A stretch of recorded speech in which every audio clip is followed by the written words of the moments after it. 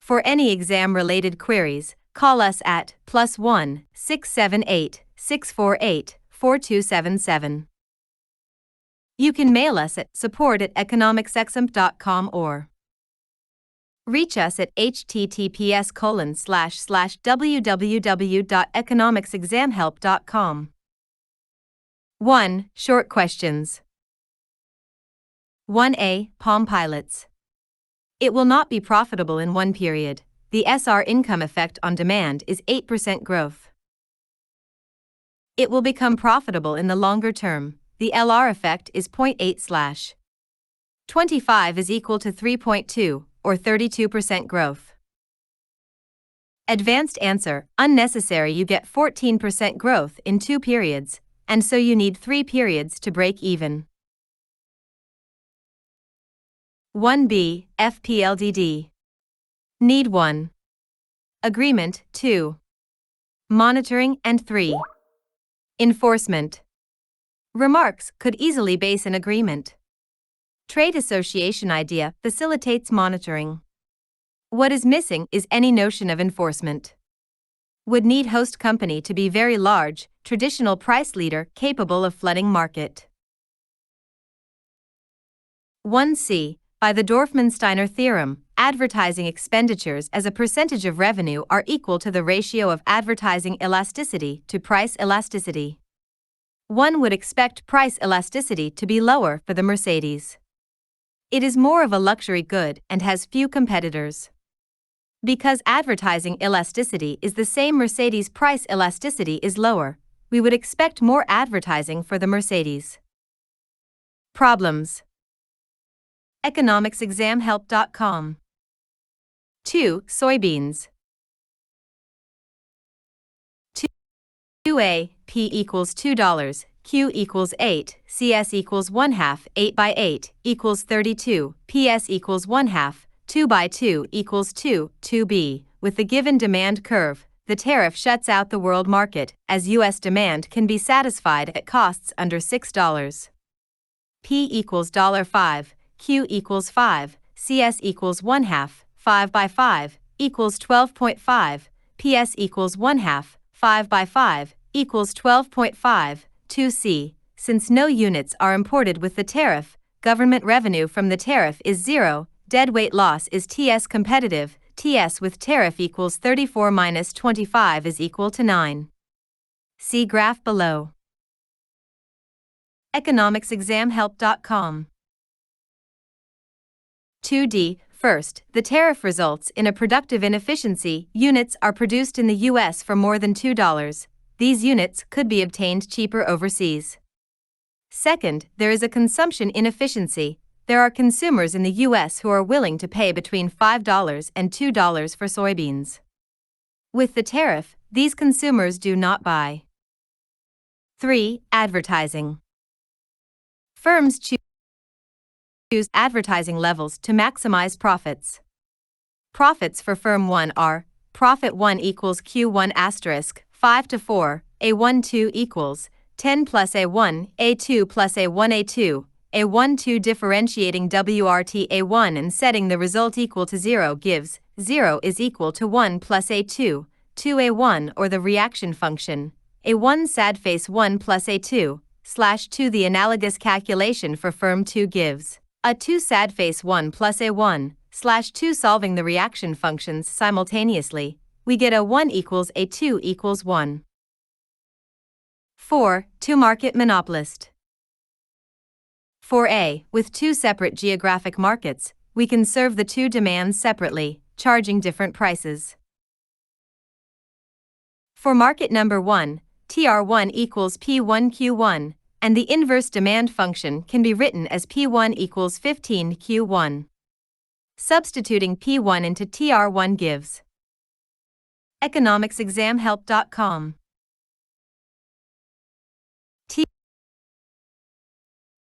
TR1 equals 15 Q1, 1/2 Q1 2. Taking the derivative with respect to Q1 gives us the marginal revenue for market number 1. MR1 equals 15 Q1 since TC equals 5 plus 2, Q1 plus Q2.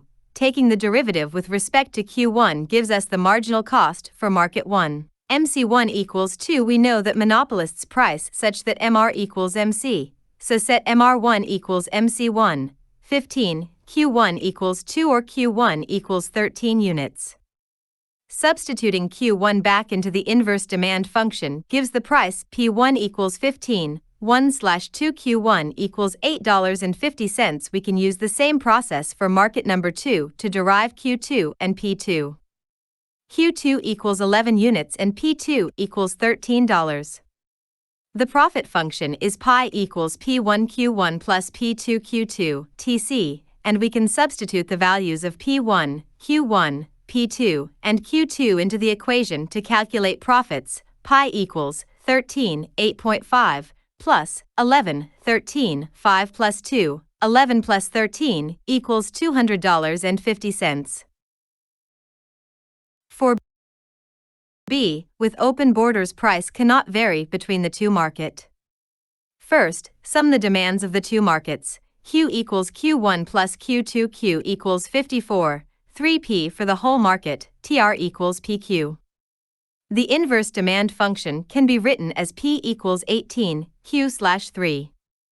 Substituting this value for P into TR gives TR equals 18Q, 1/3Q2. economicsexamhelp.com. Taking the derivative with respect to Q gives us the marginal revenue for the market MR equals 18, 2/3Q. We know that MC equals 2, and that monopolists price such that MR equals MC, so 18, 2/3Q equals 2. Solving for Q gives us Q equals 24 units, and substituting Q back into the inverse demand function gives the price, P equals $10. The profit is pi equals 10, 24, 5 plus 2, 24, equals $187. 5. Running shoes.